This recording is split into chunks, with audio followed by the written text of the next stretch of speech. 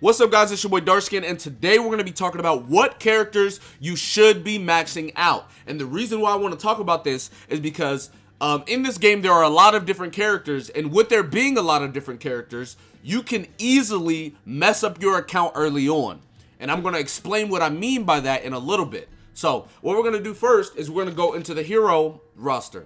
As you can see, I have a couple of different characters. Some of you guys may have less characters. Some of you guys may have more characters, whatever the case may be. Now, I want to start out by saying you only want to max out 3 characters. And the reason why I say that is because this game is not going to give you an unlimited amount of resources to max out every single character you touch. It's not how the game works. You want to max out 3 characters. Now, you can obviously pick your favorite 3 characters. If your favorite 3 characters are Ida, Ojiro, and Mineta, by all means, max those 3 out. But I'm going to give you a formula on how to create the best team possible with your account and how you can maximize your account and, basically not mess your account up early game. Now, obviously, let's say you're using Deku, Kaminari, Kirishima. And then you end up pulling Todoroki, and Todoroki's your favorite character of all time. At that point, you can switch Todoroki out or switch him in for one of your other characters in your team. But the best way to play this game as far as getting the best value out of your account is you only want to work on 3 characters. Now, what those 3 characters are going to be, let me explain. The first character, and this is the character I recommend everyone build, obviously Deku. And the reason why I say that is because, number one, whenever you're doing the early game stuff, the tutorial stuff, they kind of force you to work on him a little bit to begin with, number one. Number two, they are going to give you his shards to get him up to A rank.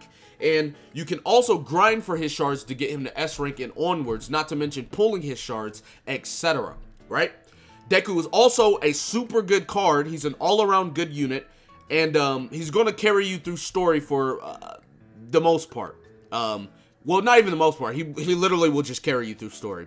And there are some Deku-only missions that are going to require you to use only Deku, and if you don't have him built, you're kind of just going to get washed. So building Deku is pretty much a must-do for everybody. Now that we've talked about that, let's talk about who else you want to, put on your team. This game has 3 different classes. If you look at the bottom, you can see it. They have Speed Class. Speed Class is going to be your rush them down, beat them down, fast-paced unit, right? Deku obviously falls into this category. He has a teleport. He has chain. You can chain his combos. You can reset his combos. Obvious. Ida also falls into this category. He can, dash at you really fast. He can chain his combos too. His Q can reset his combo, etc. So speed characters are that type of character. The second type of character you have will be technical character. The units that fall into this category are characters that you can't just, brute force speed your way into a win. You have to kind of play more conservative. You kind of have to think about what you're doing.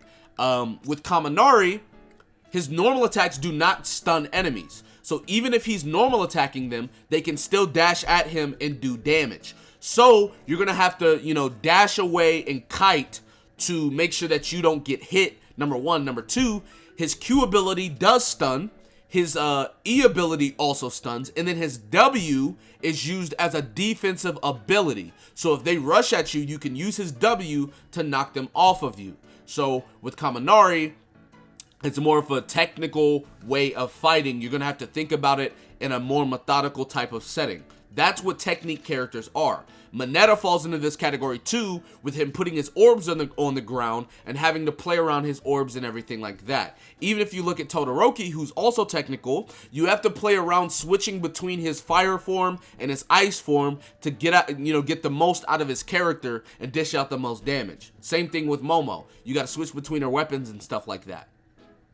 The last class is the power class. The power class is more of a, I don't have to think as much. I kind of just spam my abilities. I brute force my way into a W. And what I mean by that is Kirishima. Kirishima has a dash. And while he's doing this dash, It doesn't matter what the enemy does, unless they can hit with a long range ability. But if they dash to you, like say Deku teleports to Kirishima while Kirishima's dashing, Deku gets hit, right? You can kind of armor through a lot of stuff with that dash. Also, he has a counter, and the counter will completely negate any attack. And then his ground slam also has armor on it too, so you can kind of, you know, power through a lot of different stuff. You look at Ochako, she's a power character. Reason being, once she goes into the air, most characters cannot get her. She can kind of just spam all of her abilities, get a lot of damage off for free. So there you go. Now, I will say speed beats technique, technique beats power, power beats speed. That's a general aspect in this game. Rock, paper, scissors, right? So if anybody didn't know that, now you know. So you want to pretty much build your character or your team around this notion. As you can see at the beginning of the game, they give you Deku, speed character. They give you Kaminari, technique character. They give you Kirishima, power character. They give you all three of these characters because Deku flat out counters Kaminari, right? Just flat out. Kaminari tries to throw stuff. Deku teleports, combos him, resets his combo, combos him again. Kaminari beats Kirishima.